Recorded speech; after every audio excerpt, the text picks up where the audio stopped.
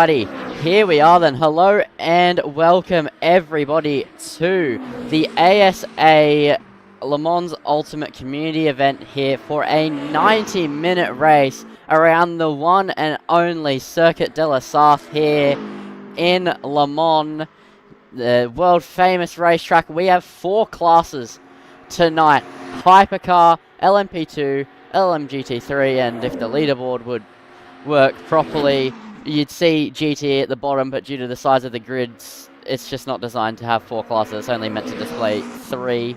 But we have all 4 tonight, and we can focus on any of them we want.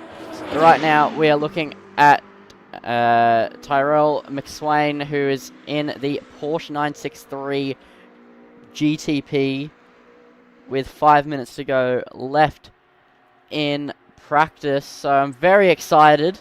This is hosted by the one and only SimSational TV, and I am your commentator in the box tonight, Lindsay Muddle. Unfortunately, can't be joined by the main men who run the SimSational show of Chris Munro and Zach O'Reilly, but I'm here by myself tonight to power on, and I am very excited, as this is probably, as far as my knowledge goes, one of the first ever broadcasts of Le Mans Ultimate, and it is a 61 car grid tonight.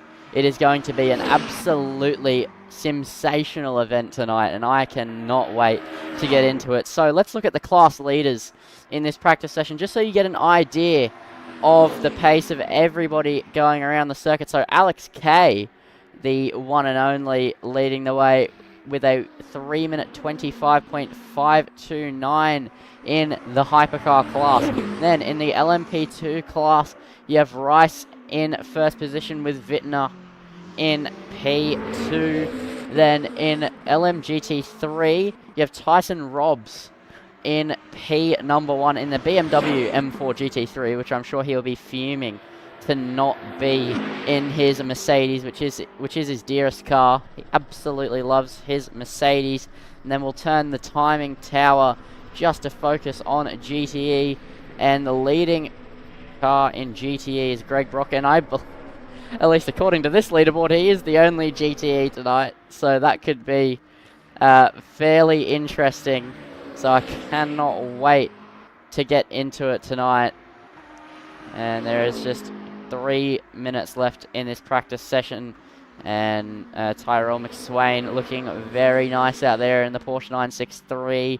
He was 2/10 down on his lap, and now across the line, 3-minute 29, and that is nowhere near his best lap. And he is currently sitting in 13th place in the Hypercar class. So we now move to... who else do we want to move to? How about we move to... actually, most people are in the pits right now, as I believe they're doing the briefing. That's a Ferrari stopped on track. Who do we want to find? We'll just find a GT3 car to go along with for the rest of this practice session. So, the LMGT3 class, just as a bit of disclaimer, if you've ever watched ACC League Racing or R-Factor 2 League Racing or iRacing League Racing, anywhere else that has GT3 cars currently on their platform, this GT3 class is slightly different. It's not a normal GT3, it is LMGT3. They're under slightly different regulations and BOP to the rest of the series around the world that run that GT3 class. So, as far as I'm aware, they are a little bit slower than normal GT3 in SRO. They have less aero, I believe, and they are also slower in a straight line. So it's going to be really interesting. They are a pretty new addition to the Le Mans Ultimate title, so it is absolutely phenomenal to see them racing around the circuit, and I am fascinated to see how they go across a 90-minute race. There is expected at least 1 pit stop, but there might be 2 from the information I have been fed. So it could be quite an interesting strategy, and maybe with fuel saving you can cut it down to 1. I'm not quite sure how long the stint times are in Le Mans Ultimate. I know Hypercars are around 40 minutes, and I believe LMP2s are 40 to 45 minutes. But I'm not exactly sure. Obviously, LMU, a very new sim title, and it's only just gotten the ability to host custom servers like we are seeing right now. So it's just good to be here out on the track, but I don't have too much knowledge about this sim at this time, but it's just, yeah, it's going to be an interesting one. I think there's a lot of unknowns. A lot of the drivers out there tonight will be in a similar situation to me, just really not knowing much about the sim. So it is going to be a bit of an unknown out there tonight, no matter what, no matter where you look, as we now look to the McLaren 720S GT3 Evo. But qualifying is about to kick off, so everybody returns back to the pit lane as the practice timer hits 0. There's a Cadillac with its screaming American V8 here in the practice session, I believe. So everyone crosses the line. The session should tick right over. And then we can get underway for qualifying action. There we go, he disappears. The camera goes back to the pit lane and hopefully it ticks over. Maybe, maybe not. This is the bit I haven't done yet. There we go. Qualifying is underway. And as far as I'm aware, as far as I've been told, it is a lone qualifying session. So we're going to have to pick cars to go with. 20-minute qualifying session and everybody coming out on the track. So we're going to do it in an order of class. So what I'm going to do is we're going to kick off the qualifying session with an LMGT3 on board with the fastest car from practice, Tyson Robbs. And then we will go to a LMP2 lap, and then a hypercar lap. And I might squeeze in Greg Brock in there as well in the GTE 488 and just probably slot him in between LMGT3 and LMP2 because at 20-minute qualifying sessions, 3 to 4 minute laps depending on your class. It will be interesting to see how all the different cars handle it. We'll stay off board for the moment with Tyson until he begins his hot lap, so he's not going to have to worry about traffic, nor is anybody on the grid. So that's at least one good thing, as we'll get the gap to the leader as the new timing tower overlay. It won't show up anything obviously until valid laps are set, but it's just good to have there. We can figure it all out from there. Yeah, lap very long around Le Mans, but it's super difficult to get tyre temperature because being, I believe, around a 13-kilometer lap at this circuit. Let me just double check that. Yep, 13.626 kilometer lap here around Circuit de la Sarthe. So, but a lot of that stuff is straight line. So it's very difficult to weave down the straights and get temp because that doesn't give you all you could possibly want. You're still going to need more temp. So the first laps are probably not going to be the fastest ones you can imagine. It'll just ramp up because cold tyres are no joke in LMU. No tyre warmers for any of the classes, and it means it is almost impossible to drive the cars on the outlap, which is something I'm super excited to see come race start. The GTPs are ice skates, and it is so entertaining to watch. But Tyson heading down towards the hairpin after both of the chicanes now. A long run down towards, and as I mentioned in practice, he loves the Merc GT3, but that is not yet in this sim. It'll be added at some point. It is now confirmed to be in the World Endurance Championship for next year. So it will be added at some point in the horizon, but he's just settled for the other front-engine German car for the moment. And he looks quick. Tyson is an absolute alien if nobody knows who he is. He races in various different leagues, but he doesn't do too much sim racing anymore as he's just over the Christmas break and relaxing. But he is a very quick driver on the ACC side of the world.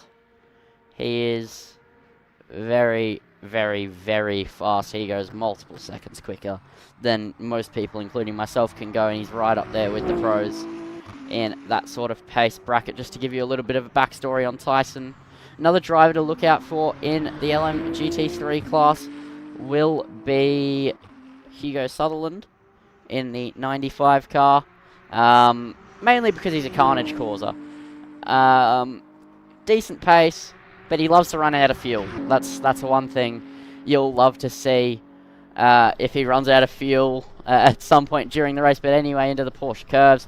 We'll now get all of the onboard stuff going. So here we go, Tyson Robbs on board. And let's get it ready. There we go, a seamless transition into the onboard HUD, all the telemetry you can possibly want, and we get ready and strapped in for a 13.6 kilometer lap of Circuit de la Sarthe as he prepares for his lap.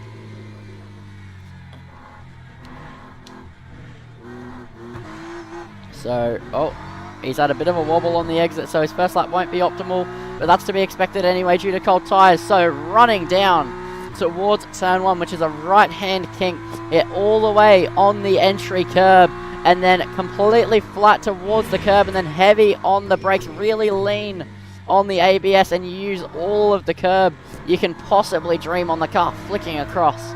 And now you go flat out down the hill, through turn 4, through turn 5, and then third gear for the left-hander. Get on the inside curb and then use all the curb on the right-hand side here to open up the track as much as possible as you head towards the dangerous, the scary Tetra Rouge.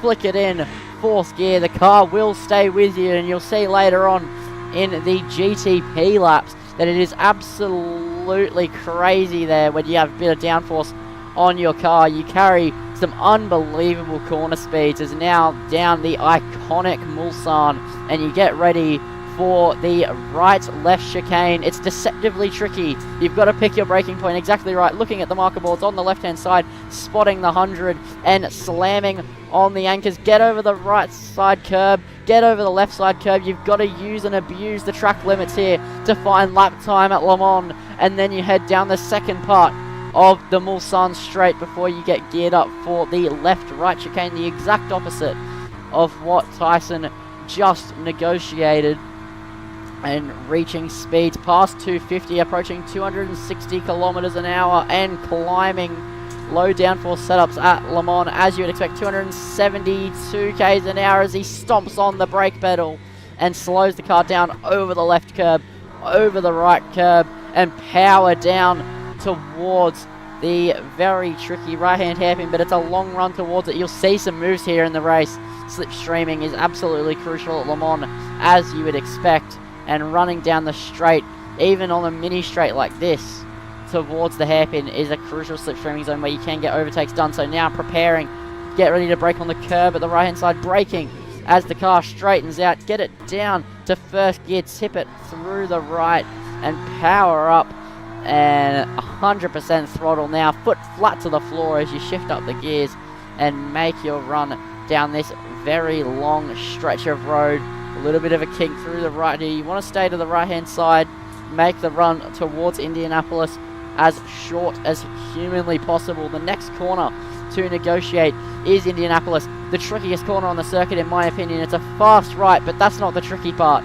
It's getting the car across and ready for braking. Super easy in non-ABS cars to lock up, which these GT3 car drivers don't need to worry about, but we do have GTE, LMP2 and hypercars which all don't have ABS, which is going to be tricky, and I think we'll see a few crashes in the race through Indianapolis. Right-hand hairpin and then power out towards the funnest part of the circuit. So 38.1 in the first sector for Tyson Robbs, and 94.7 come the middle sector split, and completely flat out towards the Porsche curves. This is the slowest car through the Porsche curves as far as I'm aware. Braking on the AstroTurf, it's not slow by any margin at all though. 196 k's an hour minimum speed. Get back on the power, flat out through the left, and then just a little bit of a lift before dabbing on the brakes for the right-hander, but it's not much of a brake. Minimum speeds are 188 k's an hour, and then you get it back across to the left. Use all the curb at your disposal. Now keep the car pinned towards the end of the lap. A very tricky high-speed chicane coming up next for Tyson as he gears up left right, and now the chicane, left, right, bang, there for Tyson Robbs. It's a very nice lap. Where is it going to put him? It is going to be a 4-minute 1.4. That's slower than his practice time. So now we'll move to the LMP2 class, and we'll go on board with Wittner as he pushes along. And we'll get a bit of a different onboard for this one. Scrolling through my options, there we go. That one will work.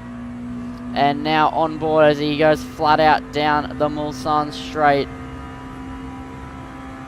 Approaching 300 k's an hour, surpassing 300 k's an hour in 6th gear, approaching 310. And the car will begin to lose speed as he stomps on the brakes, 313 k's an hour in a straight line.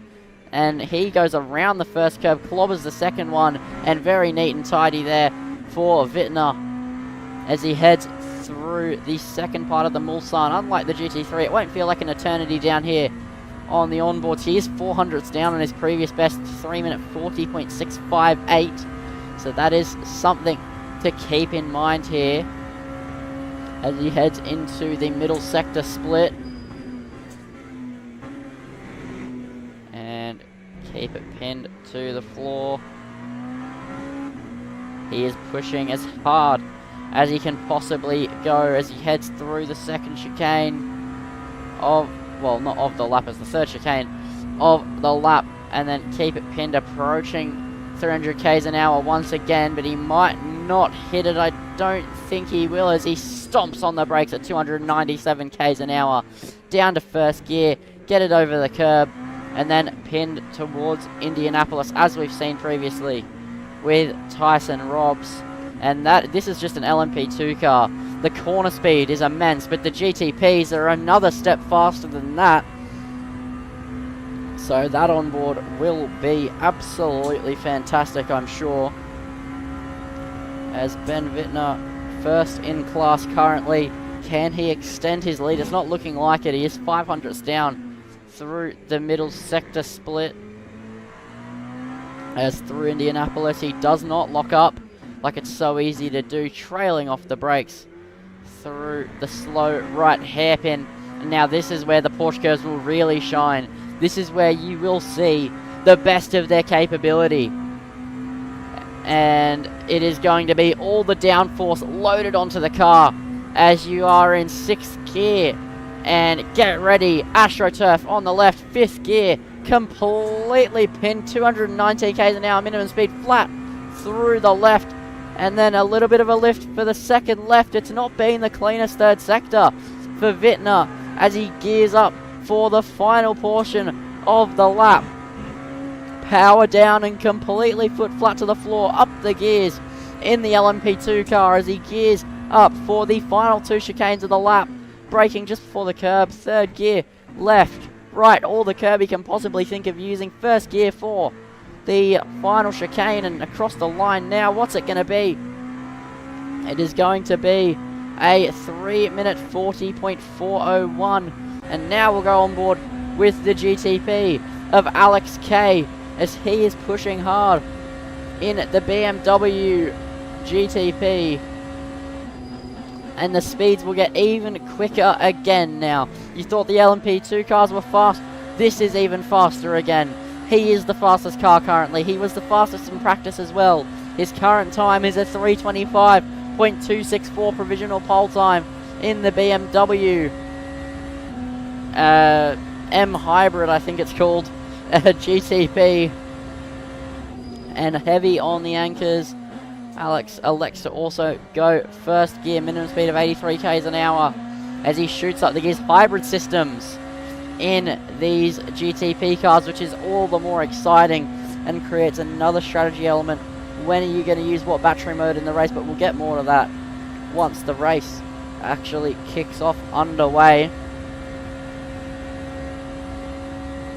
And Alex into Indianapolis, 330 according to the steering wheel. 2nd gear, he doesn't lock up. He is one of many very fast drivers on LMU. He has a ultra immersive sim rig. If you don't know who he is the one of the main people behind this LMU race going ahead here in ASA. He works with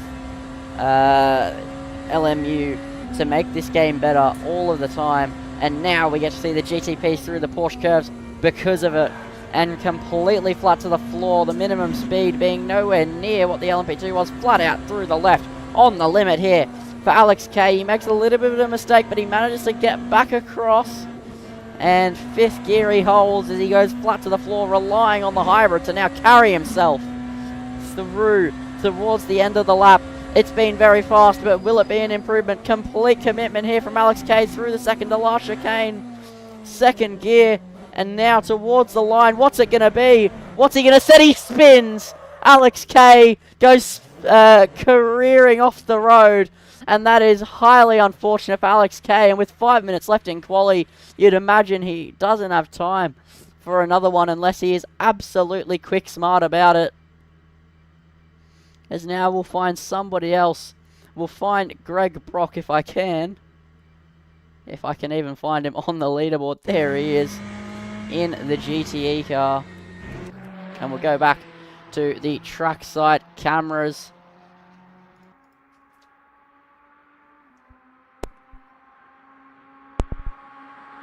And he is pushing hard here in the 488, but he is the only car in the class. At least as far as I'm aware of. Oh, I've knocked something off beside me, hold on. I accidentally bumped something.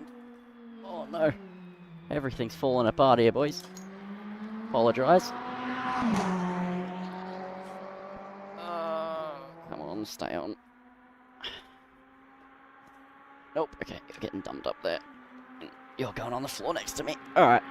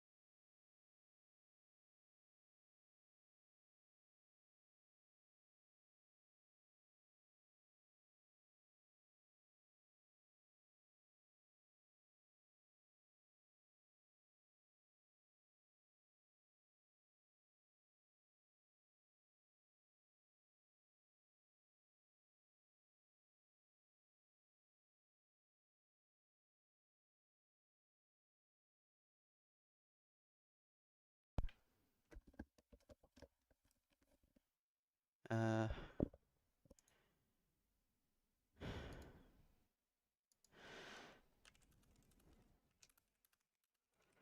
I able to be heard on the stream right now?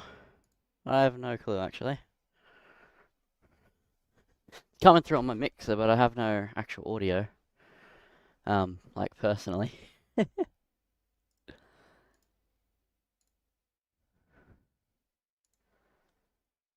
Gotcha. Okay, I can be heard. Alright. I know the game has no audio, though. That's as far as I know.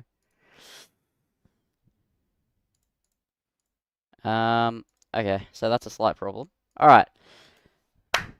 That's unfortunate. Anyway, I've lost all game audio, but I've got my mic back. That's the most important part. If I can fix this, I will. Hold on. So it's still some slight technical difficulties. Anyway, we'll quickly move it over to someone else. So we'll move to Mia Rose. No, Mia Rose is in the pit lane. Most people are in the pit lane as qualifying is about to come to its conclusion. The timer is 00:00. As here comes David Danica rounding the final corner. And across the line now. Does a 3:29.917, and that concludes your qualifying session.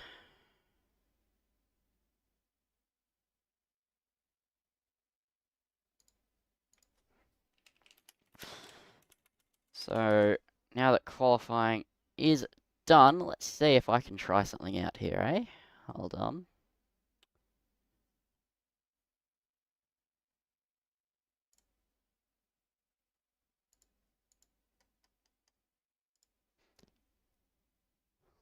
Does this work? Yeah, here we go. Here's the starting order for the race. So Alex Kay lines up on pole position.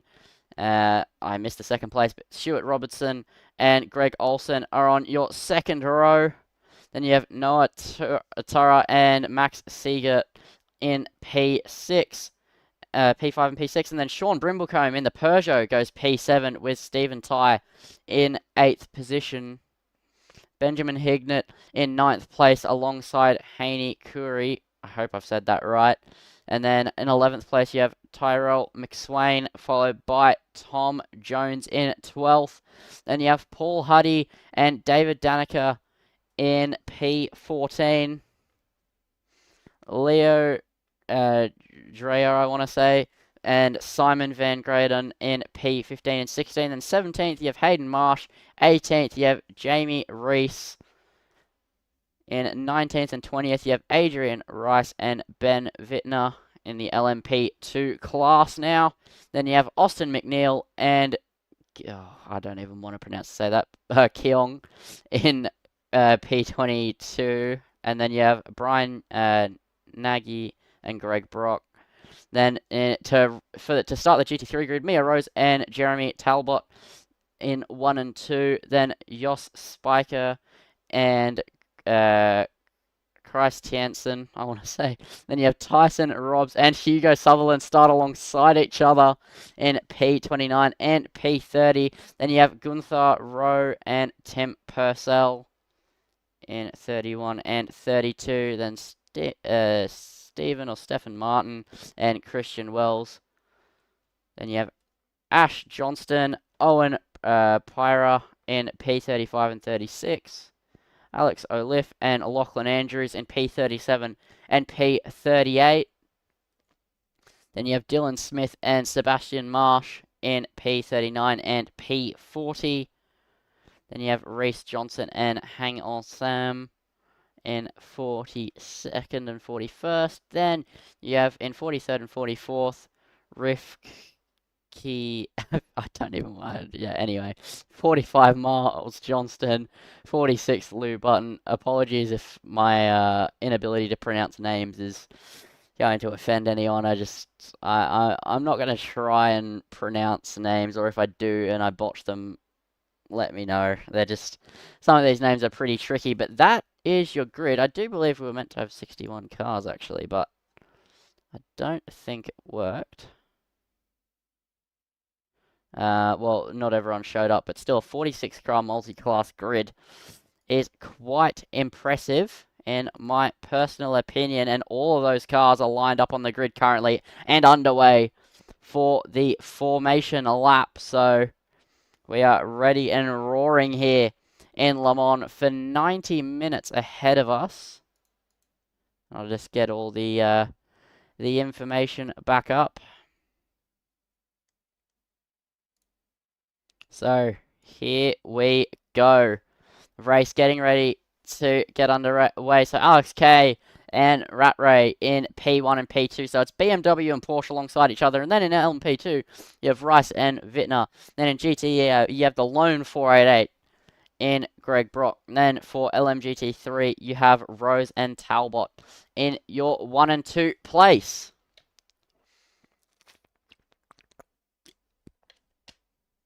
So we get ready to go racing here in Le Mans, as they are double file all the way down. The size of the grid is absolutely huge, and I'm all here for it as we get ready to go racing. The green flags get ready to fly, the green lights get ready to flash, and Alex K will take away this 90-minute race. The green flags are ready. You can see the marshal holding the flag as they cross the line, and we are underway for racing here in Le Mans as we get away. Alex K gets off to a good start.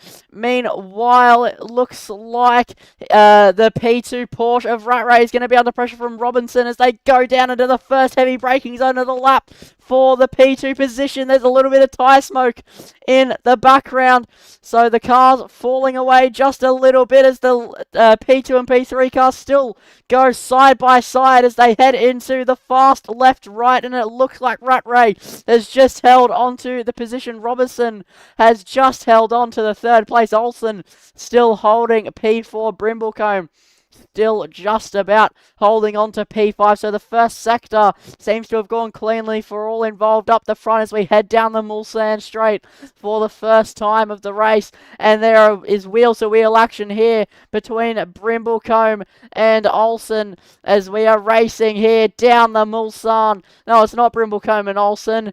It is Max Siegert and Marcus NG going wheel-to-wheel, but Max just manages to hold on to the P6 position. Meanwhile, Tyrell McSwain is under pressure from Benjamin Hignett in the P8 Porsche.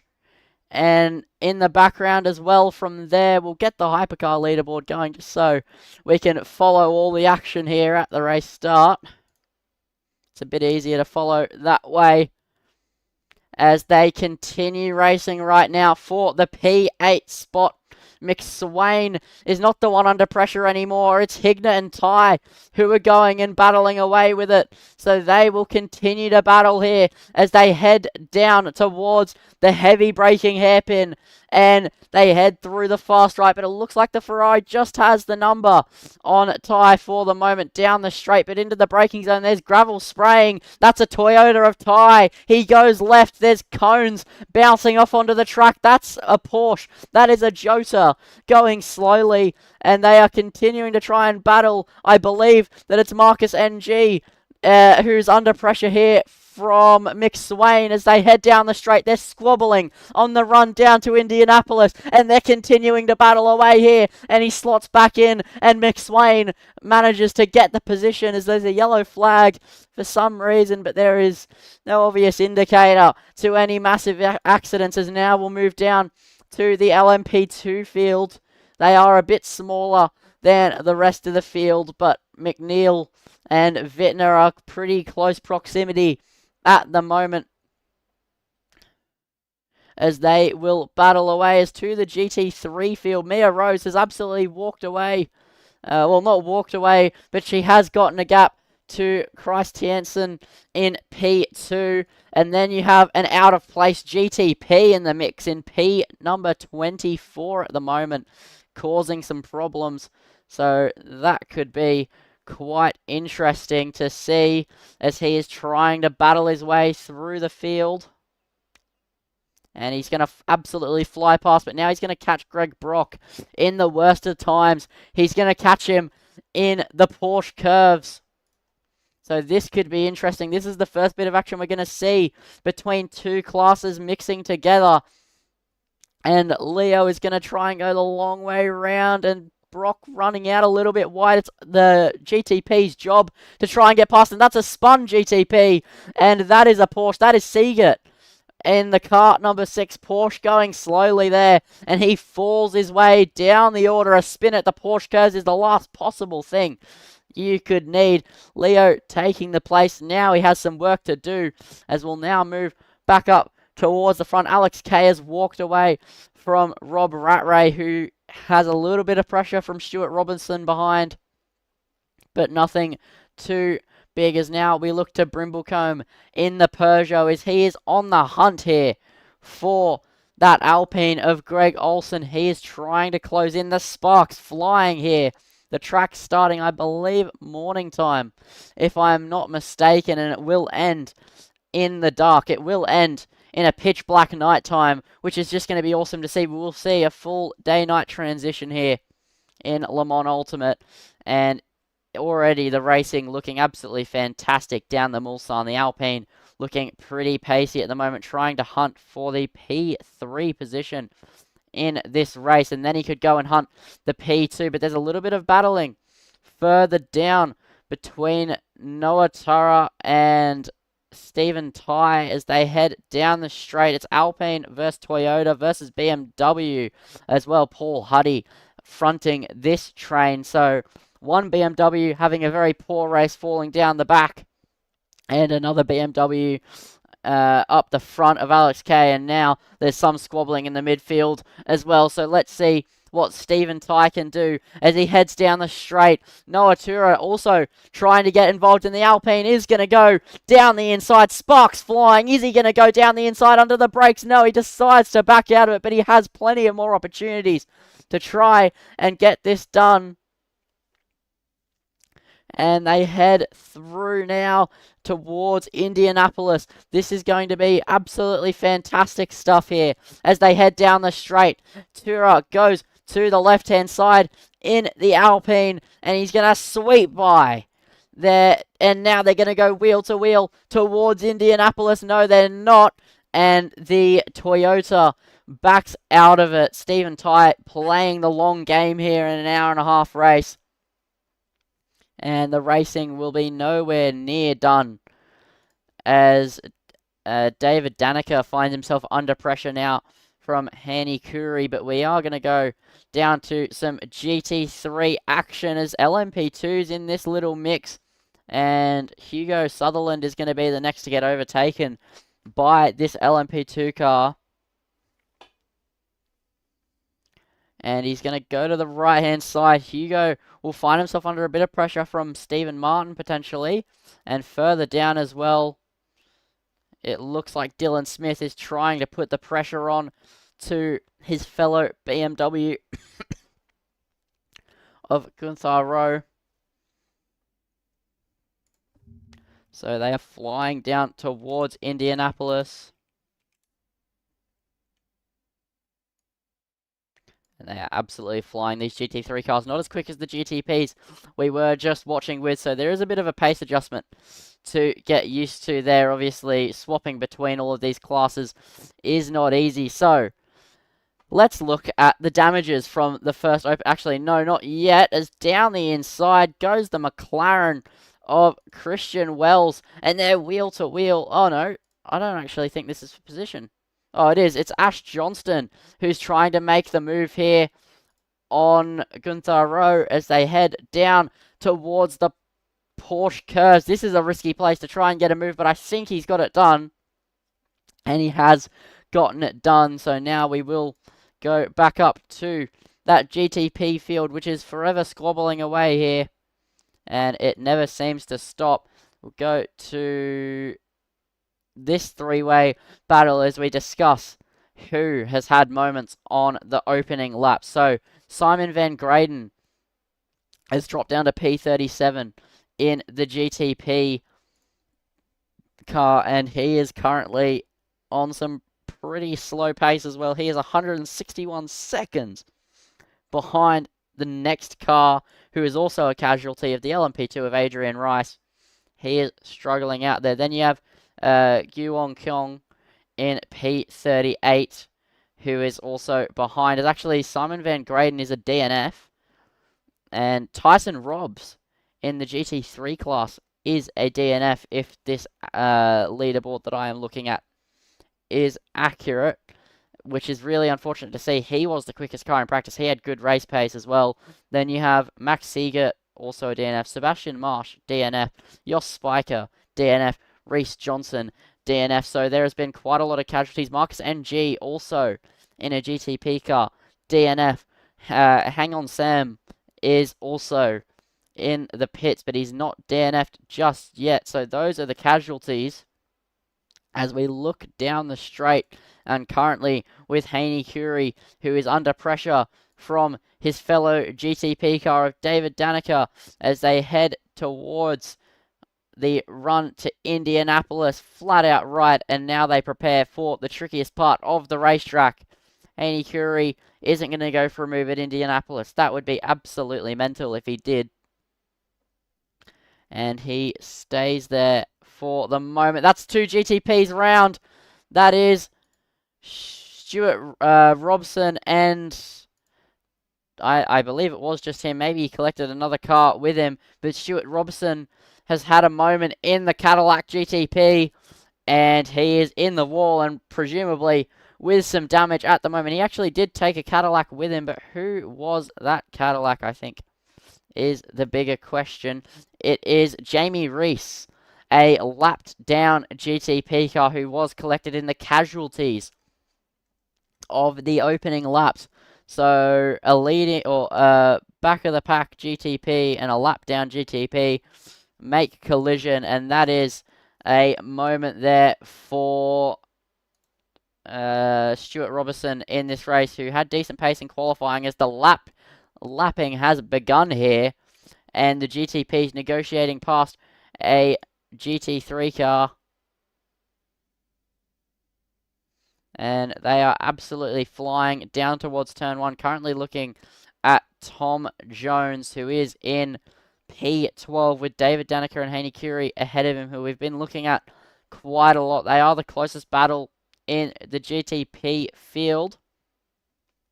And that looks like a little bit of a mistake there from David Danica, and the Toyota is absolutely on the hunt now as they head through the first sector. The best overtaking zone is the Mulsanne, as you would come to expect, but it all matters about your run through Tetra Rouge. Flick the car in, keep it inside the track limits, and off you go to the races. And it looks like Tom Jones is going to be putting the pressure on very nicely here to David Danica as they head down the straight. He's absolutely pumping in the laps at the moment, and he's now going to try and go for an overtake. The Toyota versus the Porsche down towards the chicane at the end of the first section of the Mulsanne. He doesn't go down the inside. He's going to stay patient. That makes you wonder what his plan is. Is he going to go for it at the second chicane?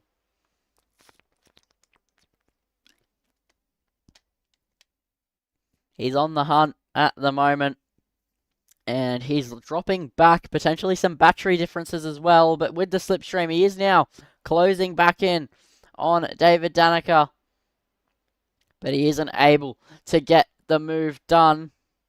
So we'll now move to a different battle in the GTP field. It's a three-way fight here. Noah Tura at the back of it, Paul Huddy in the middle, and Benjamin Hignett at the edge of the top 6.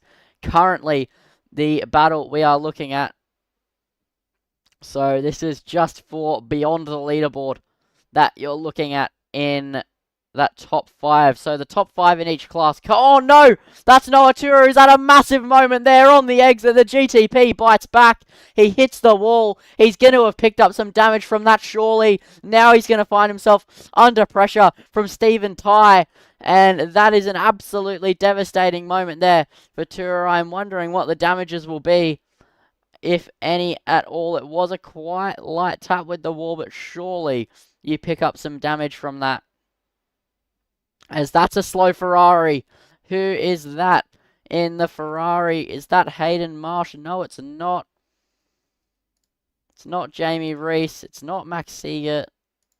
It is Rafiki Afiat in the 499P GTP, as Tura is under pressure here from Stephen Tai, but luckily these GTP seem to have a bit of trouble overtaking here around Le Mans. The slipstream not as powerful as you would almost expect here in Le Mans Ultimate. We see moves down the straight in real life all the time, but not very powerful here in the sim. I'm not sure if that is just intentionally staying behind or just being on the hunt and not able to overtake, but the Toyota does look quicker than the Alpine. He is closing in here as they head into the second last chicane and now into the final chicane to finish the lap.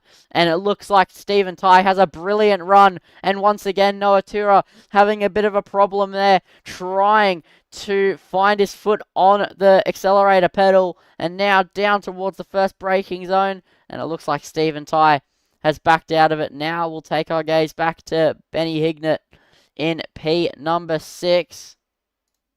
So actually, no, we will go back to these two. They are within close contention at the moment.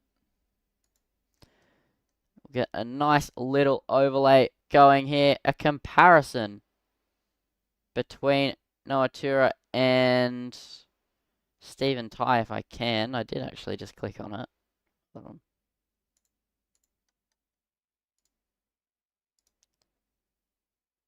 There we go. There's a bit of overlap, but here goes Stephen Tai on Noah Tura as they head down the Mulsanne, and he is absolutely flying. He's hunting for the move. He goes down the inside, and the Toyota goes the long way round to the second half of the chicane, and that is a brilliant move, but it's not done yet. Noah trying to fight this back as they head down the second portion of the Mulsanne, and Stephen Tai is looking hard fought to try and get this place. He's going to have to slot back in behind. The Alpine has incredible straight line speed here in the GTP class, but he's not done yet. Stephen Tai now hunts down the inside of the second chicane. There's contact, and that is Stephen Tai wide, and that is Noah Tura running off the circuit down the inside, and now the car behind him is Haney Curie, who has a run now, and he's going to try and get past the Alpine for the P8 position. It's Ferrari 499 versus the French Alpine. Is Haney going to go down the inside? He does think about it. He's going to try and hunt for it, but he doesn't go down the inside. Meanwhile, in the background of the camera shot, David Danica is under pressure now from Stephen Tai, who we just saw in an incident, and Tom Jones is at the back of this pack. But if they continue to close in, they will join in the fight with Haney Curie and Noah Tura, and the battle between Stephen Tai and Noah Tura could continue, as we are only just over 15 minutes into this race, and yet it seems to be the main theme is chasing, but then not a lot of racing. But that is changing, as that is Stephen Tai going wide, and he's now under pressure from Tom Jones. They're going to go wheel to wheel through the slow right-hand hairpin. Stephen Tai backs out to his fellow Toyota man, but he's still in this fight despite the incident with Noah. He is going to continue to push on. This mid-pack is absolutely exhilarating stuff at this stage of the race, but now some more exhilarating action is going on as we look at GTPs trying to negotiate some GT3 cars. Paul Huddy is the car we're looking at currently. He is chasing Benjamin Hignett in the Ferrari, who is just up the road by just over a second, so this could be a nice little fight to stay with if the gap is closing in. But let's take our focus back to one of the other classes, to the GT3 class. They haven't gotten a lot of love so far here, and there is some absolute chaos going on. This is Ash Johnston and Dylan Smith fighting as they head down towards the end of the Mulsanne, with GTPs and LMP2s coming up behind them as well. They're going to go wheel to wheel. Johnston is on the outside. Dylan Smith sails through in the BMW, and GT3s supplying some of the action you can come to expect here as we go further and further into this race.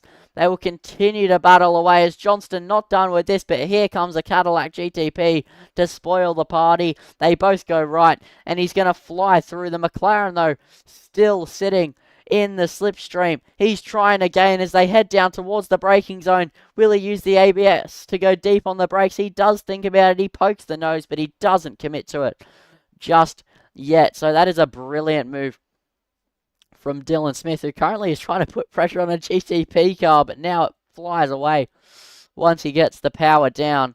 And that little battle will continue to rage on. But now we look to Lachlan Andrews, who is next to come under pressure from some GTP cars. This could be some interesting traffic. I believe that is your leader with the purple light on the front, flying through here, just getting past some traffic and continuing to push on, as we will actually check up on our race leader at the moment. Yeah, it is just him out the front, 2 seconds over the car chasing him, the car 5 Porsche. You see in the background of the camera shot Rob Rattray. Alex is going to have to keep his head down if he wants to stay in this. LMU things here. In-game, playing havoc with car positions. Yeah, I actually haven't seen how this overall. Oh yeah, the timing tower's gone. Oh no, hold on. LMU is dying.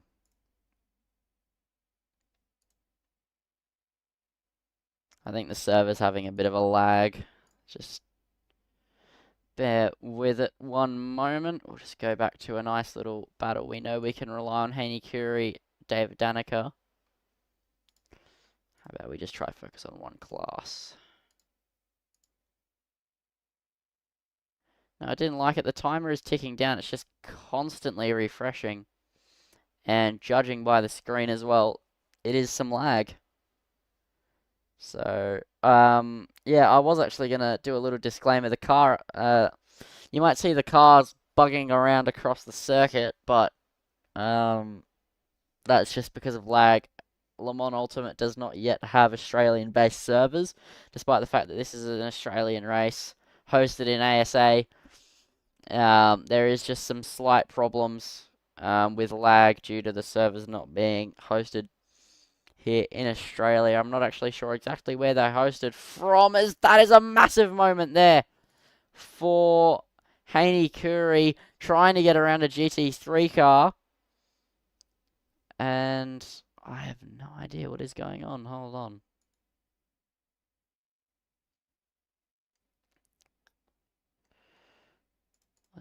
How about we try this? Hold on.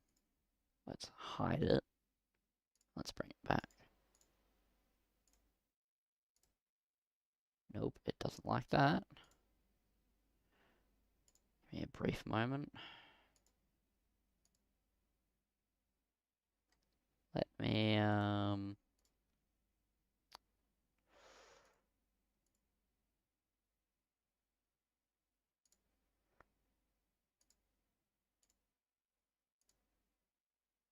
nope, that didn't do anything. Well, this isn't good. It worked flawlessly for the 2 hours of testing I did with it. It was absolutely fantastic, but I don't think it likes online servers.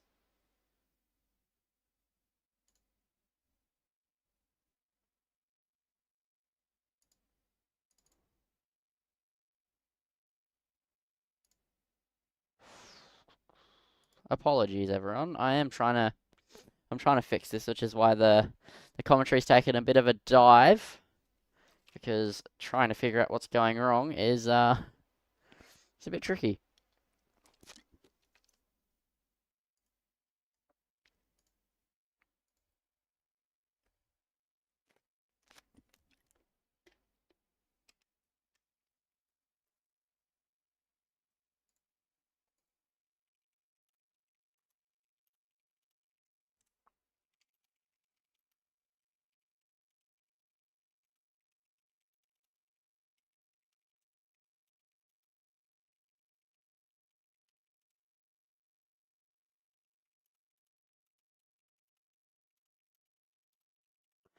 So I'm just trying to get our overlays back so you can see what's going on with the action. But the battle currently we're looking at, just to keep you in the loop, is Haney Curie, Tom Jones, and Stephen Ty racing the two Toyotas. And Stuart Robertson has closed into the back as well. They're all negotiating GT3 traffic as well. So this is a four-way fight for the P8 position at the moment, which is the battle we're currently focusing on.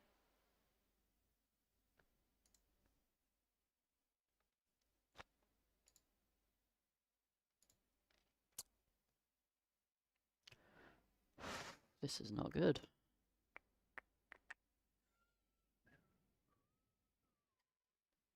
Let me try something else then.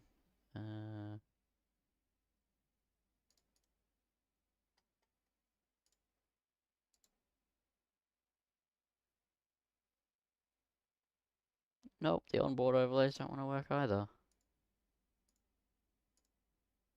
Well, this is an issue.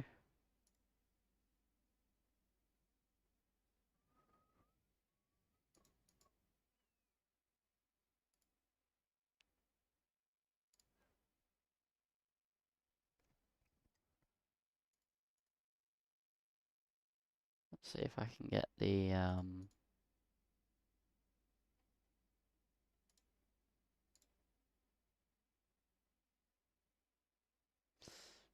Nope, I can't even get the mid-race results to pop up. Alright, we'll just hope it comes back to life then.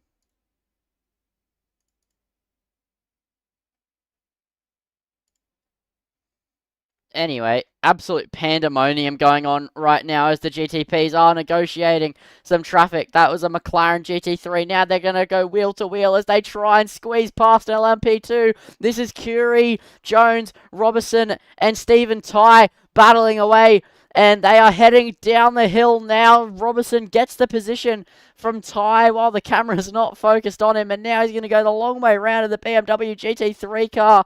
And now quickly in pursuit, Stephen Ty is going to try and get past as the BMW goes wide there onto the grass. The LMP2 of...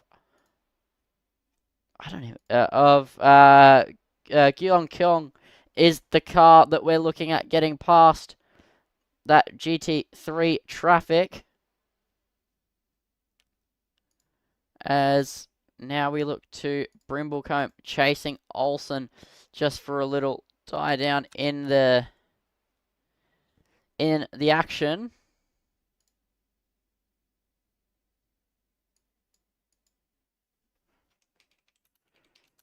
As I'm just going to quickly restart.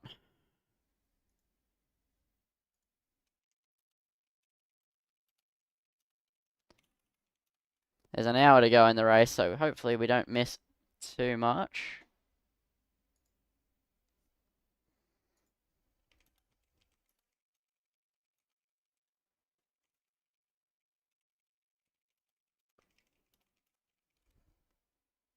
So apologies for this one. And should be back in a moment.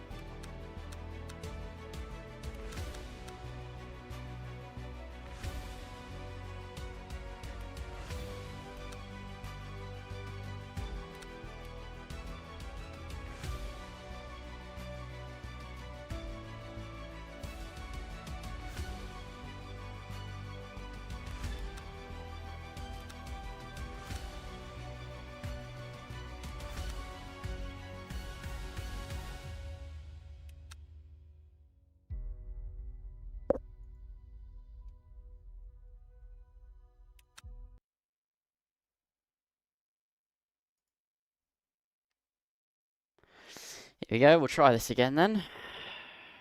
Just trying to get back in here.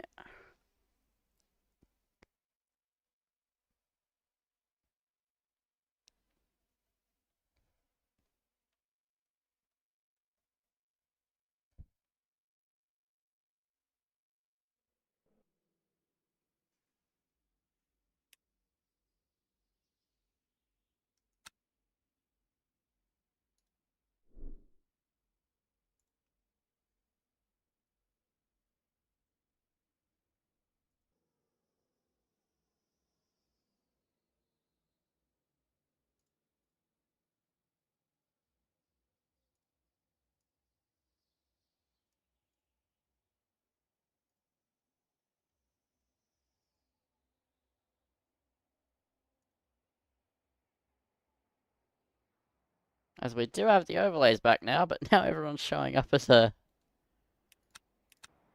as a Porsche GTE. Hold on.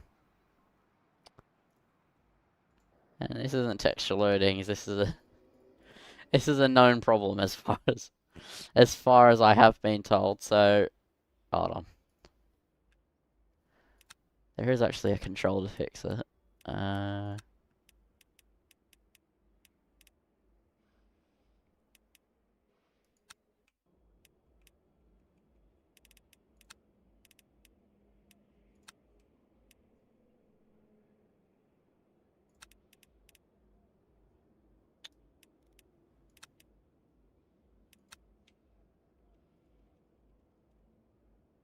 Hopefully that begins to work now. I have pressed the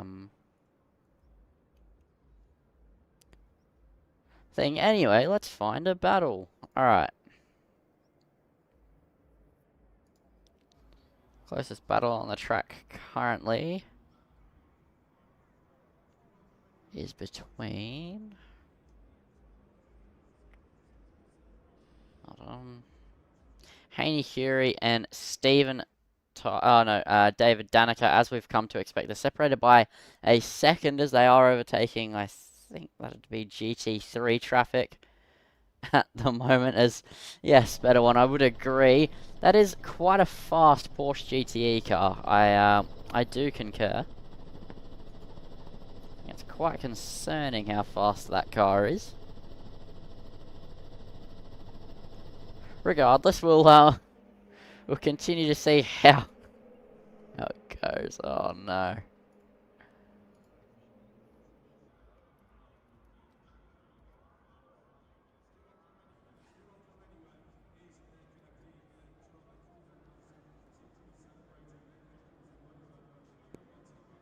On one hand, I do have my audio back, so that's something. But there's no car sounds to be heard. But currently, Haney Curie is chasing down David Danica, and the gap is currently 6/10 between the two GTPs, between the Porsche and the Ferrari. GTP cars. Anyway, they are continuing to push on here as they head towards Tetra Rouge. LMU needs some work. Yeah. Yep, I would agree with that one. It was working flawlessly, though. That's the thing that I don't understand. I was sat here in the practice session for this for an hour. It never messed up once. And in my single player testing, it never messed up. In quali, it didn't mess up, and then it's just died.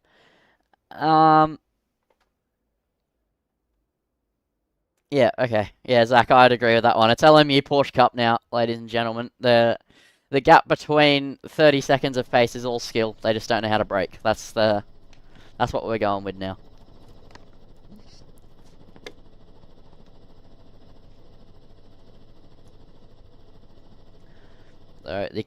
Oh no, that's a pit stop there for Paul Huddy. I'm not sure if that is damage or the first pit stop round of the race, but being 30 minutes in, it could very well be the first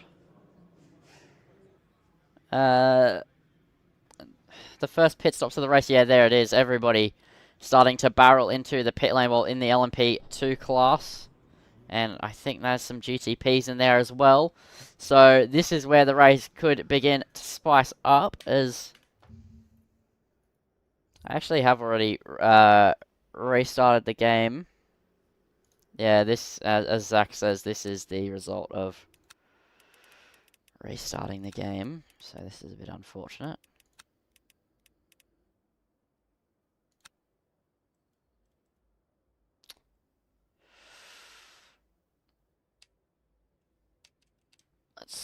Let's try this.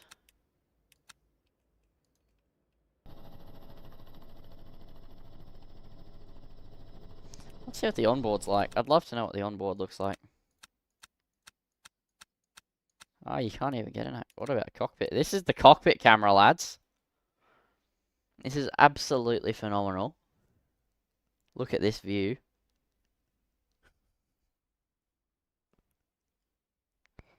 Should we try and restart again, you reckon, O'Reilly?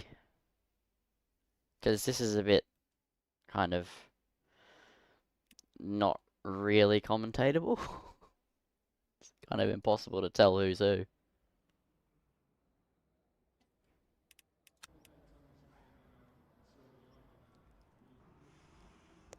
Oh, bloody not. Yeah, I'd agree with that one. This event was supposed to be really good as well. It's a massive grid. I mean, it was meant to be 61 cars. It turned out to 46, but even still, it's a phenomenal turnout for such a new sim.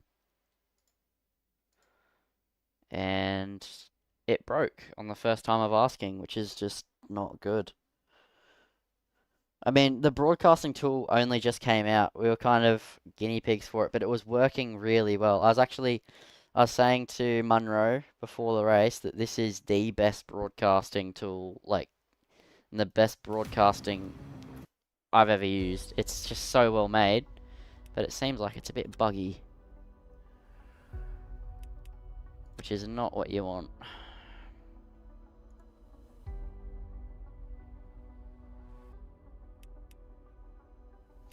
So we'll just hide the screen again so we don't leak the password.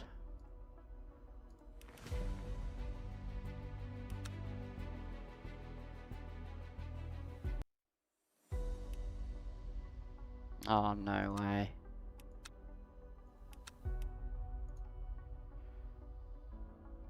Famous last words there, yep. Yep, exactly. I did it to myself, mate. I did it to myself.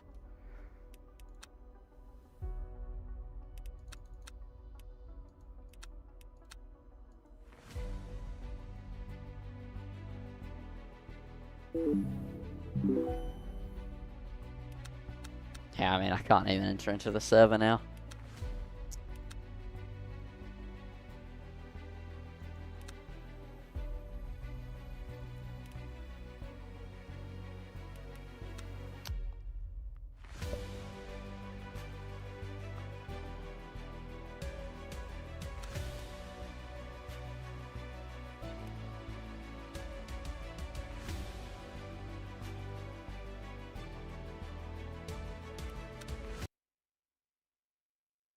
Oh, we got a new one, ladies and gentlemen. I saw this actually.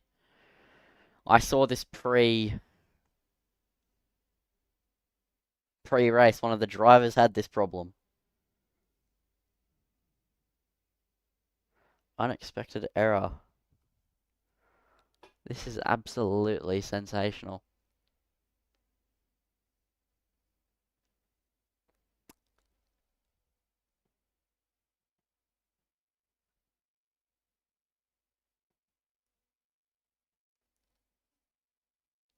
Maybe I should have gone Christmas light looking like my sister offered. God damn. Yeah, exactly, Zach Riley. That's exactly what I was gonna say. Oh, there we go. Game crashed. The game has crashed.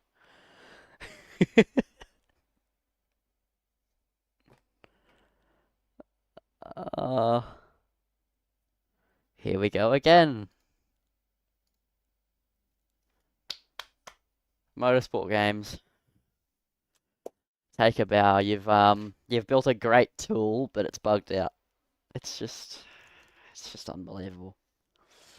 How can it work perfectly, for 3.5 hours, and then the first time of asking in a race it dies. It just makes no sense.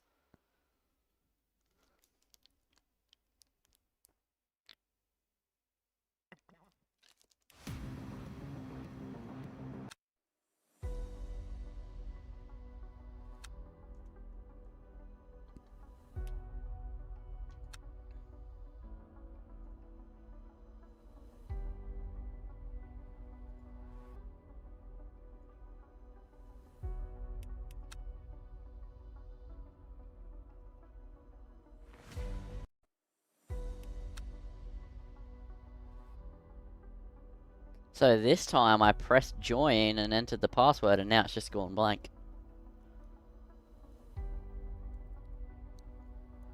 And saying server full, but that shouldn't affect a spectator.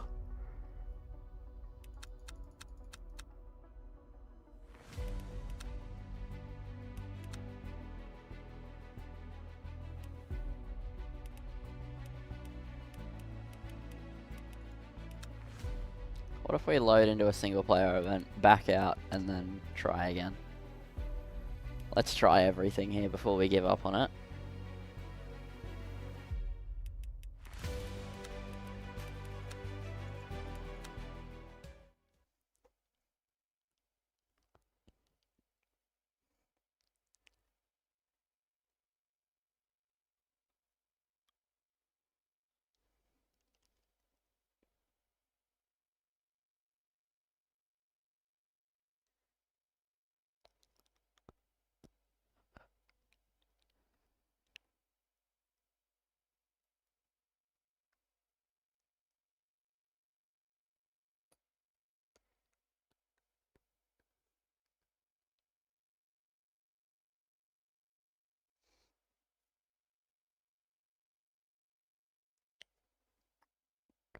Well, it made it, what, 20, 25 minutes, and then it broke.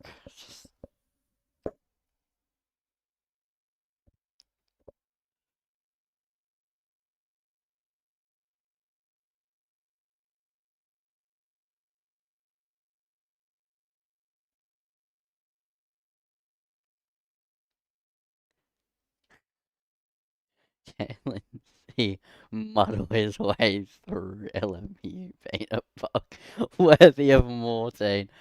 Oh, mate, that's gold. That's gold. Oh. I genuinely think the worst part, like, I know I've said it heaps of times at this point, but the worst part is the fact that it didn't bug a singular time for 3.5 hours of testing out the spectating, making sure it could all work. And now it doesn't work.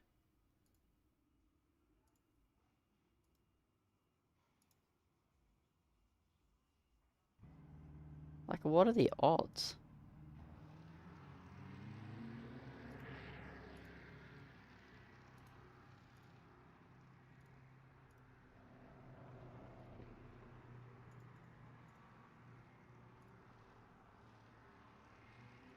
I mean, look at that. The overlay is just broken again. Like, nice yawn. Yeah, well, I'm losing hope. I'm losing hope.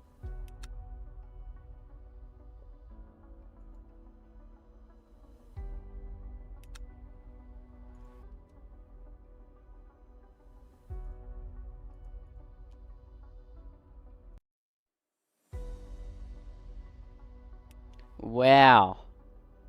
Wow, okay, we got a new one. This event uses DLC content that you do not own. Which might be true, but that shouldn't matter. I'm allowed to enter the server without owning any of the content, because it's a base game track. And I think it doesn't even matter if you own the track if you're just spectating. Can you verify the game files in Steam? That's what I was thinking about next.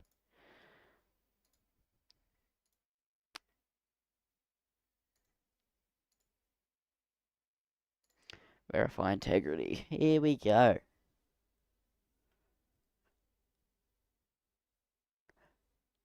Hey, it looks like the stream's interested in my suffering though, because the viewership's gone up 4 viewers since the since the broadcast died.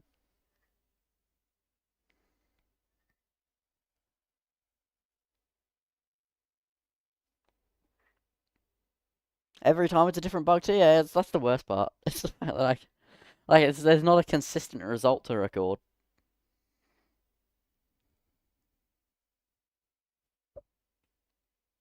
Mate, this is anything but SimSational stuff. This is like this in the bin. Like off for 10, mate. Get out.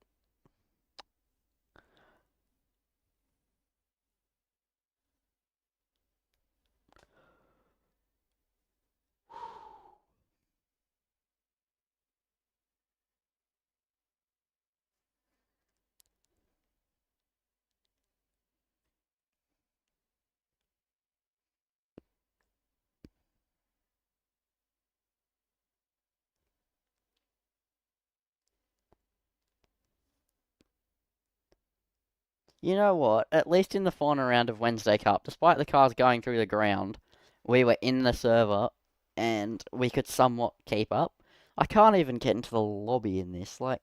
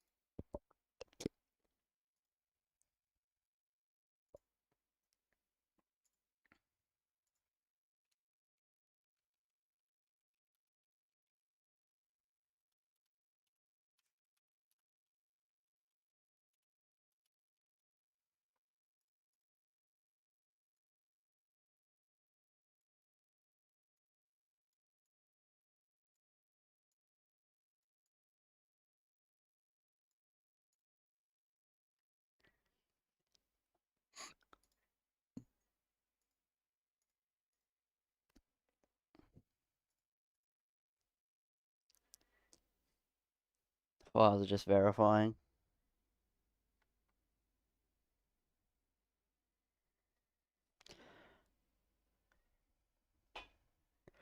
It's not my computer either. Like, I've got an absolutely decked out computer. It was not dropping below 180 FPS. So it's not my ability to run the game either. Le Mans undone. Yeah, yeah, exactly right.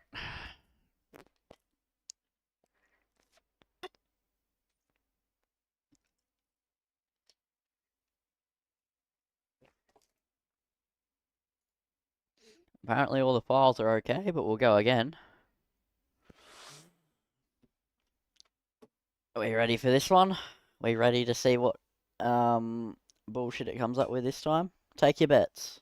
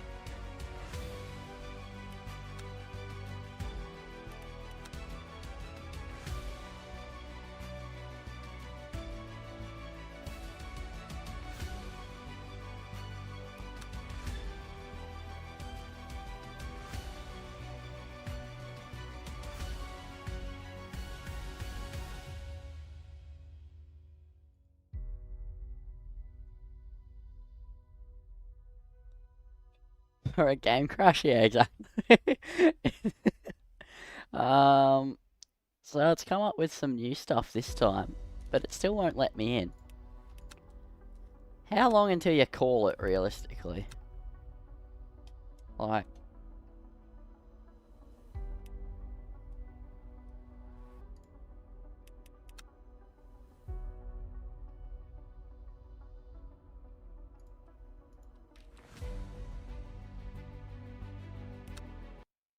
Oh, wait! Wait! Wait, wait, wait, wait.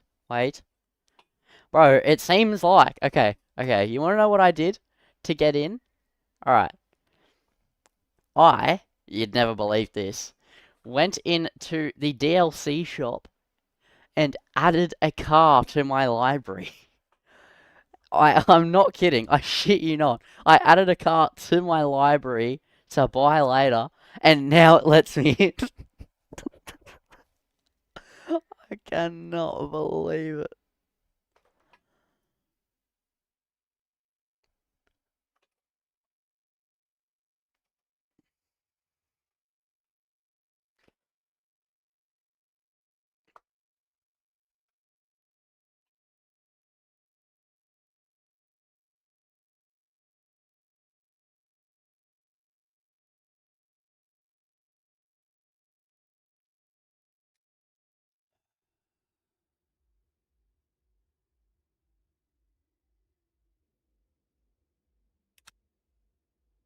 And it's like you would never believe it.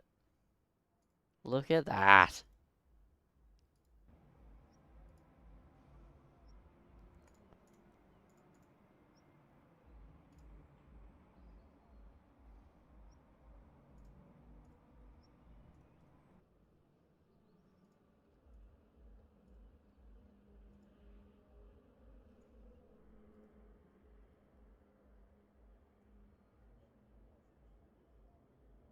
We've got the Porsche Cup back.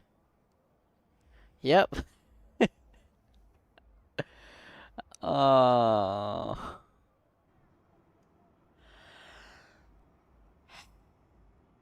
And that's Greg Brock coming into the pit lane in the GTE class.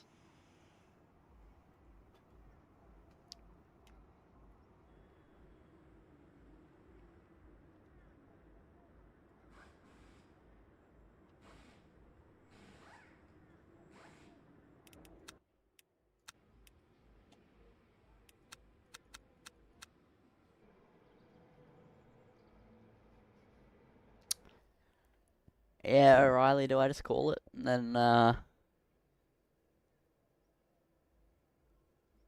we mark this as a disaster of the First Order and leave it alone?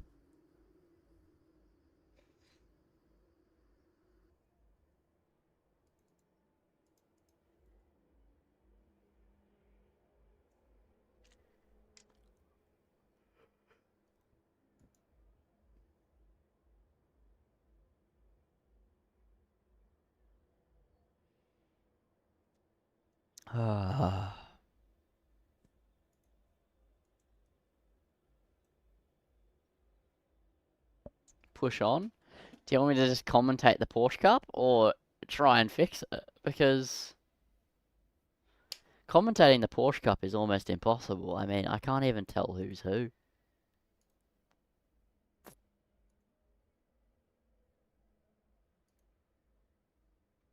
Yeah, commentate the Porsche Cup? Okay.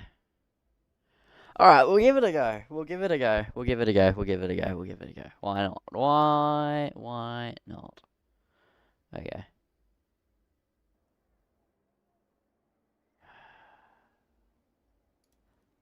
Can we get this to work? Do we reckon? Alright, so here is an update of your race.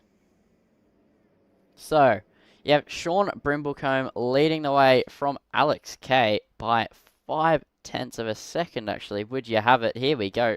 We're going to get rid of that for a second. We'll go back to the mid-race results because this is a battle for the overall lead of the race. So, to set the scene for what you're not seeing, for what I'm not seeing, but for what I know, Brimblecombe is in the Peugeot, I think. And I've lost all the overlays. Brimblecombe is in the Peugeot. Alex K in the BMW. He goes to the left-hand side. Alex K trying to take the lead. And he is going to sweep through. And I don't think... Oh, he did get the place. Here's the car on the inside, not the outside. But he gets through into the lead of the race once again. I'd take a guess and say that Brimblecombe is yet to pit. And he is going to try and hold on, as I actually have thought of a way to make this work. Hold on. So if I do 1v1 battle plus driver information. Right, now we can see who the person driving the car is. For some reason 1v1 battle doesn't work, which is probably the most helpful one. There you go. It goes into the leaderboard a bit, but I'm not going to get rid of it because this is important. Alright. This is the best we can do, ladies and gentlemen. It gives you who's the car in front, who's the car behind, and the two people that are battling. That's the most I can promise here. So, at this stage of the race, only 14 cars are on the lead lap out of 46, mainly because there's GT3s in that as well, and LMP2s are slowly dropping a lap down. The closest battle on this racetrack is currently this P1, P2 fight, but Alex K is absolutely gone. But Brimblecombe is chasing down the BMW GTP, who is actually lapping a car right now. No idea who, but they are lapping, I think, I'd say, guessing the speed, it's probably a GT3 car, as the gap between the leaders is now 3.9 seconds and extending here. So, Alex K absolutely on the pace here with 33 minutes. And it will continue to push on. And there is a yellow flag. And who is slowing down the most? That is the real question. The car going slowly, causing the yellow flags, is no one in the top 20. Hold on, let me do some hunting.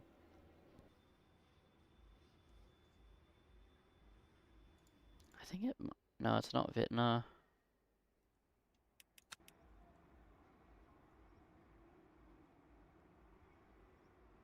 I'm not sure. Anyway, back to the closest battle on the racetrack, which is now actually between Brimblecombe and Olsen here with 32 minutes to go. The Peugeot is being hunted by the Alpine hypercar, so this could be a nice little scrap here for the P3 place as they flick the car in through Tetra Rouge, the super fast Porsche Cup, which must have been modified by someone, and all loads of substances and a lot of red Kool-Aid. And they've whipped it together overnight, and now we have a Porsche Cup car with the pace and downforce of, well, a GTP car as they head into the chicane. The first one down the Mulsanne. And a good exit there from Olsen leaves him only 5 tenths back as they head now flying down the straight.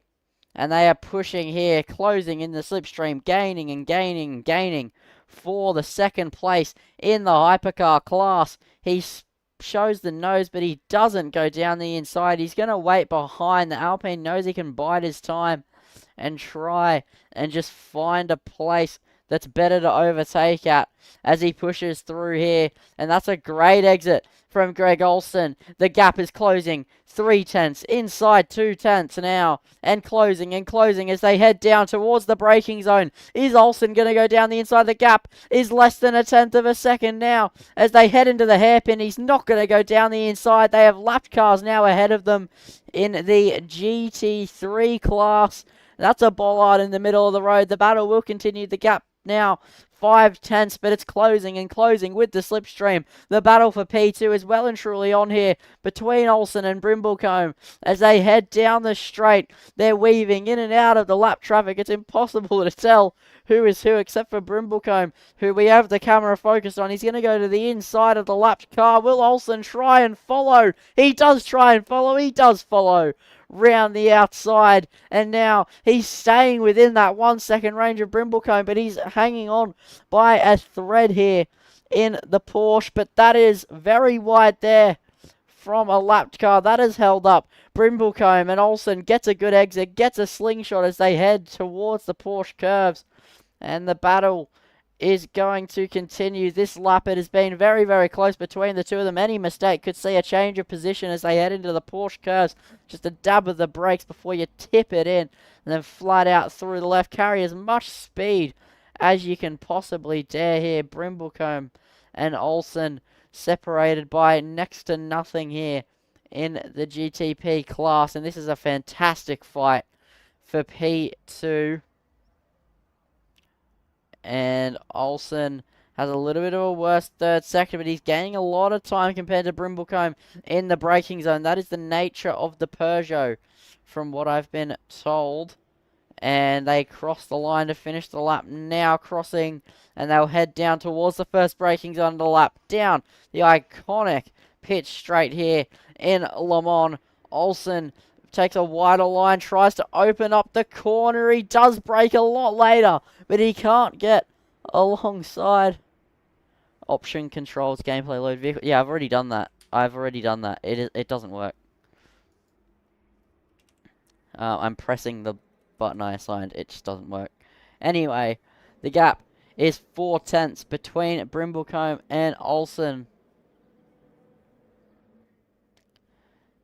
They are absolutely flying here. The GTPs will be approaching over 300 k's an hour, well over, as they head down the straight, probably closer to 350 k's an hour. As they go absolutely flying down the straight, but the gap is extending.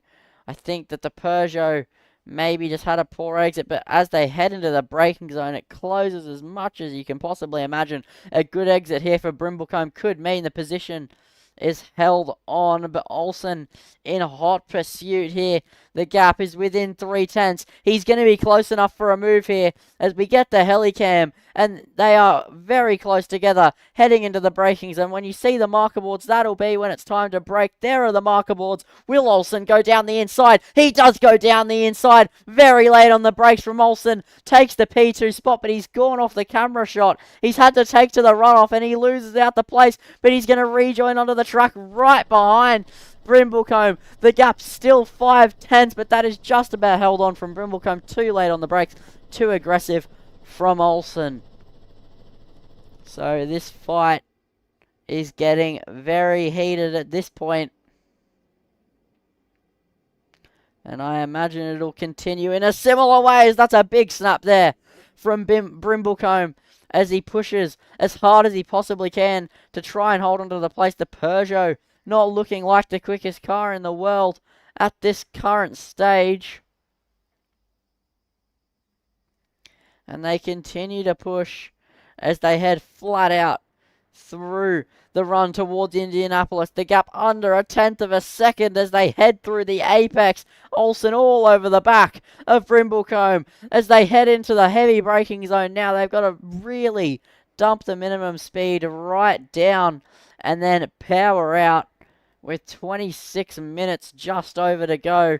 The battle for P2 is on here. I'm not sure what the pit stop scenarios are like, but it looks like, considering the way these two are fighting, this is for the P2 in the class for the race. No pit stops involved in this one as they head into the Porsche curves. We know that Brimblecombe was pretty strong here last lap, but it's the final chicane where he really loses a lot of time to Greg Olsen when they battle away. They will also, all the while, be catching LMGT3 cars, catching GTE cars, catching LMP2 cars. And into the braking zone of the second last chicane, I will expect to see the gap go down, but Brimblecombe actually had a great run through the first section of chicane, but on the exit the gap has come down, but a better exit there from Brimblecombe. Slow in, fast out, as you would want there for Brimblecombe.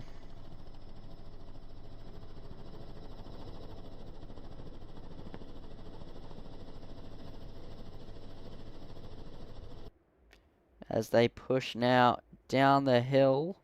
I was about to say we'll go on board with Greg Olsen, but then I realised that that's pointless. As there's a yellow flag. And nobody in the top 30 really pushing off. And I think that, yeah, it's the top 30 where you'd expect to see the incident. Because everybody else is DNF'd there from P31 to... Yeah, so there's no incident there.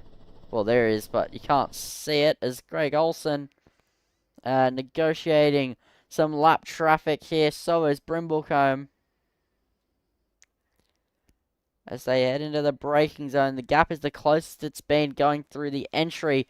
And that is a bit wide there from Brimblecombe. So Olsen has another opportunity to try and get the move done. We saw him a lot further away at this point of the straight last lap. So surely it's easy pickings here for Greg Olsen. He's right up underneath the rear wing of Brimblecombe. The Alpine pulls to the left-hand side of the Peugeot, and they're going to be wheel to wheel as they head into the braking zone. They're passing the marker boards, heavy on the anchors.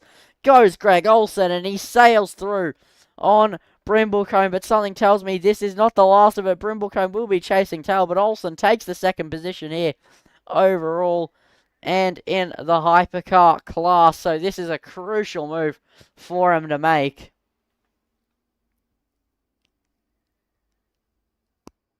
And that was a good move down the inside indeed, as they take very different lines through the hairpin, and Brimblecombe falling off. So it looks like Greg Olsen is that much quicker.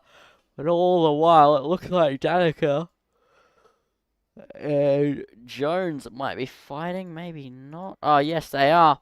The gap between them is 9/10, so it's lingering a little bit, but it's close enough to where any mistake could cause a bit of a problem for the driver who makes it. And currently it's Danica in P4, Tom Jones, the car, in P5.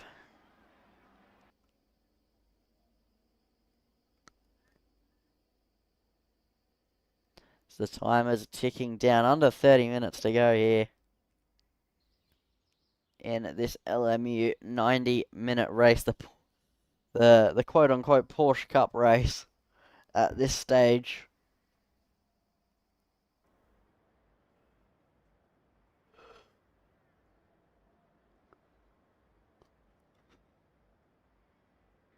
And they'll continue to push. David Danica struggling to stay ahead of Tom Jones, but Tom Jones pushing to his absolute limit. So maybe Danica isn't struggling to stay ahead. He is just not pushing quite as hard, as the gap actually extending significantly at the moment. A bit of a wobble potentially on the exit from Tom Jones. This is the closest gap of the entire field. Next one to that is like it's Alex K pulls into the pit lane for his second pit stop of the race. So we'll stay with him, and we'll see where he comes out in all of the madness here in LMU. A pit stop, no idea how long it is, but I'd imagine probably 30-40 seconds, as he's dropped off the jacks. So it's probably just fuel flowing into the car. He drops off the jacks, and he's back underway. He loses out the place to Benjamin Hignett, and then powers out. That is a lapped car trying to sail. He's outside. He comes out in front. Now he's just got to be delicate on the cold tyres. So he's just got to be vigilant here as he continues to push around the racetrack.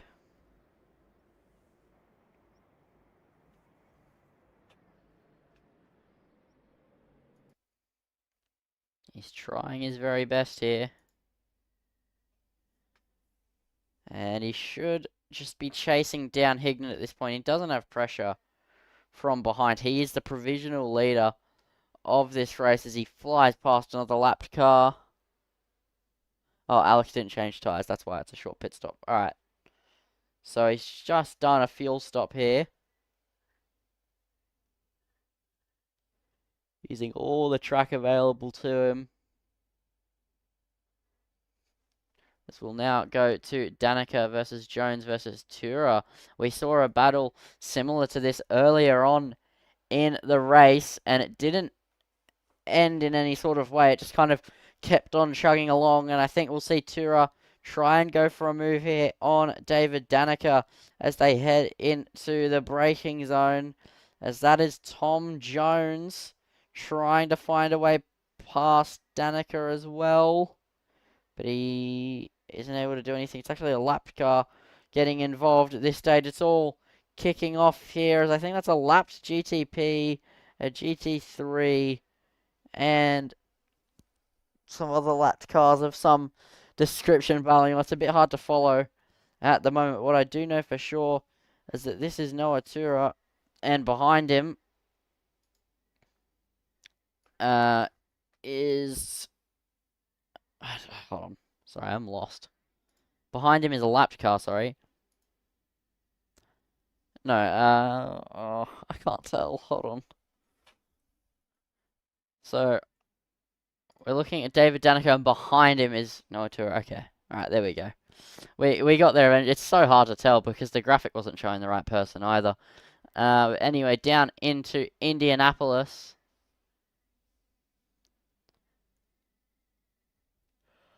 There you go, the gap 7 tenths, 6 tenths in closing, but that's just because they're in a braking zone.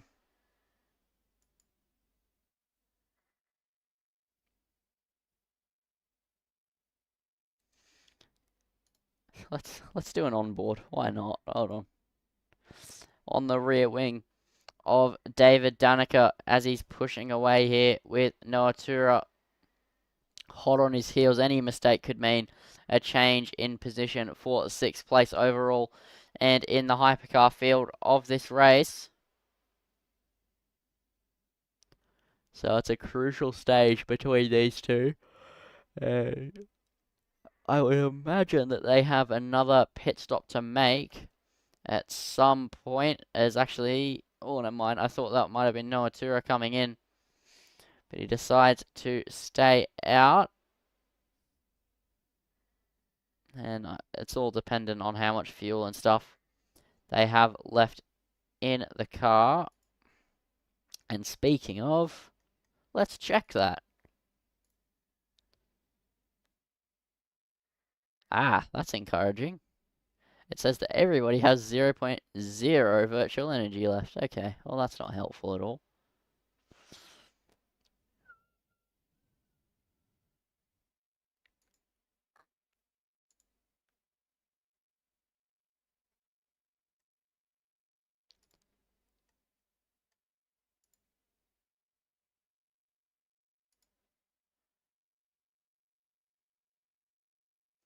As the gap still fluctuating between Tura and Danica, it's currently 1.1 seconds.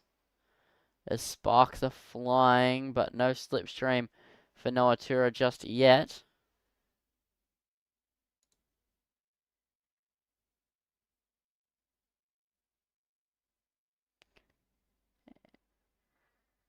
And he's pushing along, and he's pushing and pushing. Now he has slipstream to David Danica, and he is closing in down the straight. So the Porsche not quite as quick in a straight line, potentially, as the Toyota that Noah Tura finds himself in.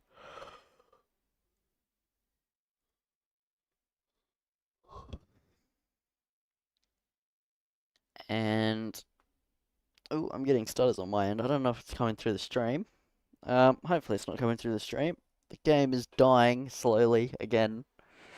But what's new to expect?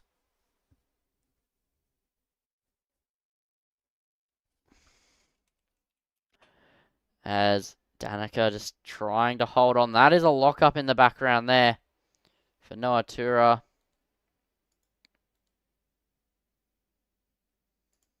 Further up the road, Alex K is trying to make inroads on Benjamin Hignett to get the place back. This is a lapped car, but 2 seconds up the road from Alex K is Benjamin Hignett in his Ferrari, I want to say, 499P. Alex in his BMW M Hybrid is pushing on here. He is the provisional race leader here in Le Mans.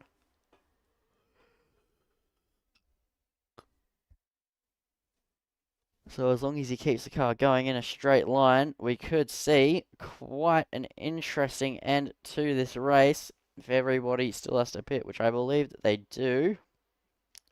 But I was gone a while, so maybe not. We will get back to what we were doing actually before, though. Mid-race results. Here we go.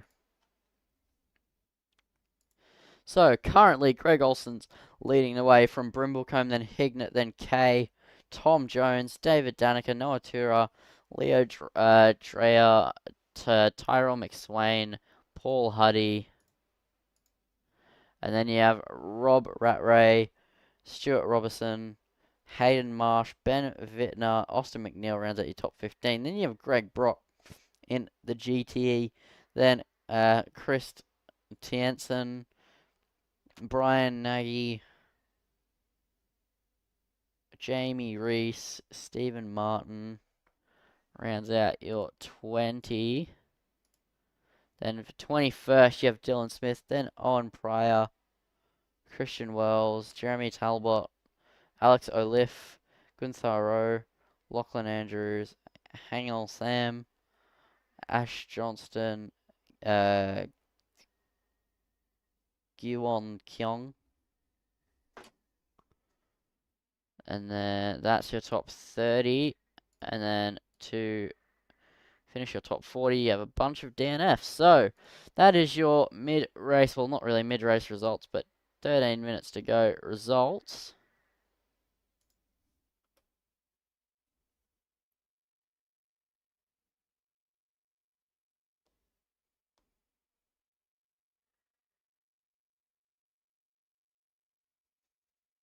As the game is dying again, it seems.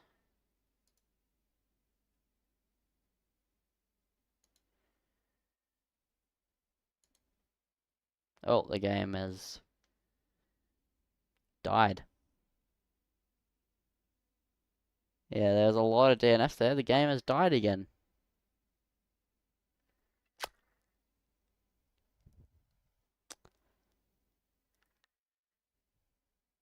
Well,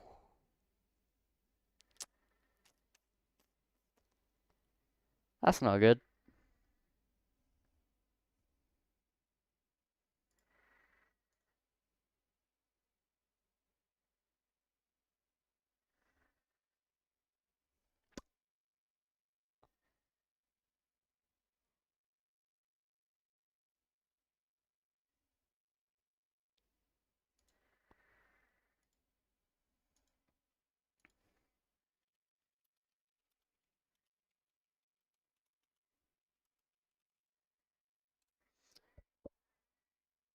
Yeah, I'd agree with you. Better one.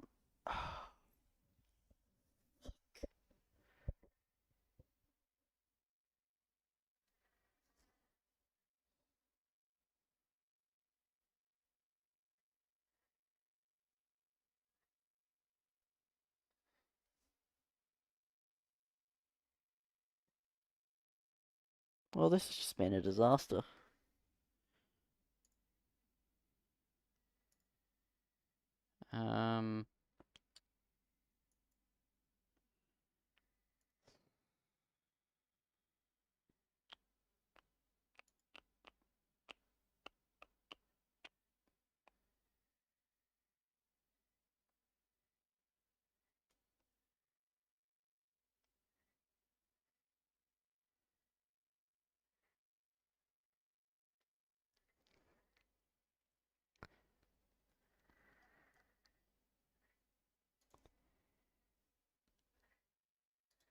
We can try again, I guess.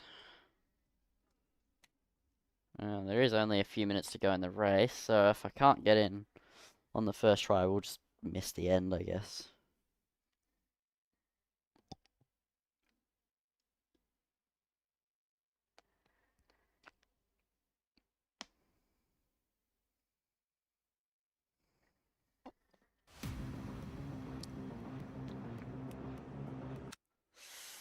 Just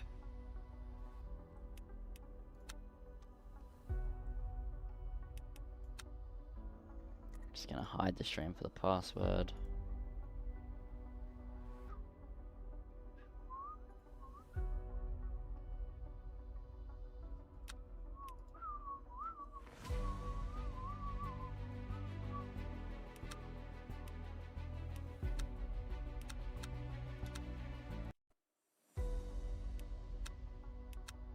Yeah, no, it won't let me in.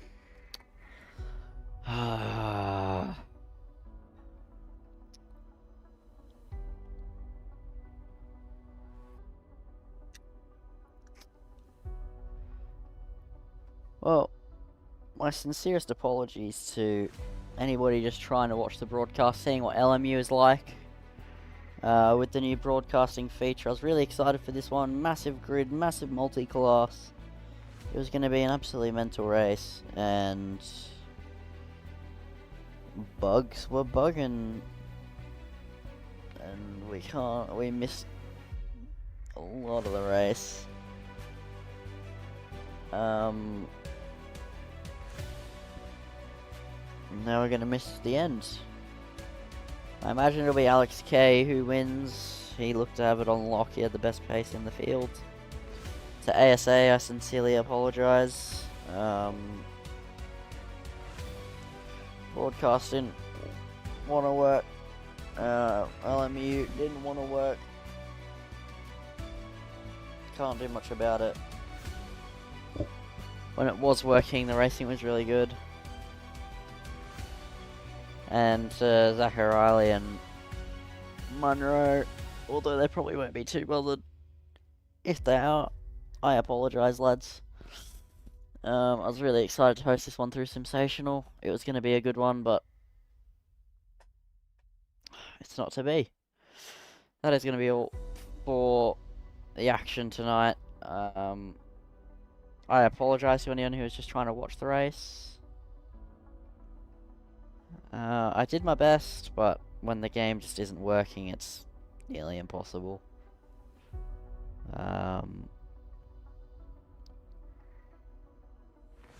Seeing better efforts at a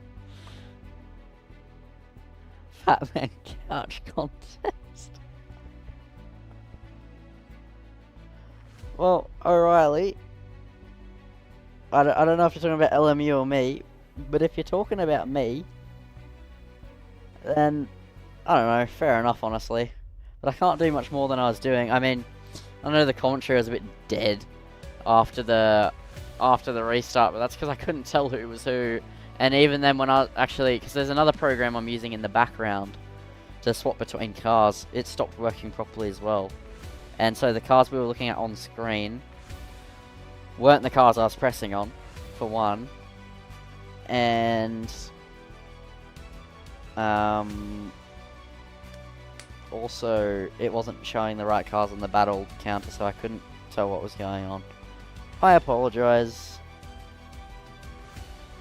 Sorry, everyone. Yeah,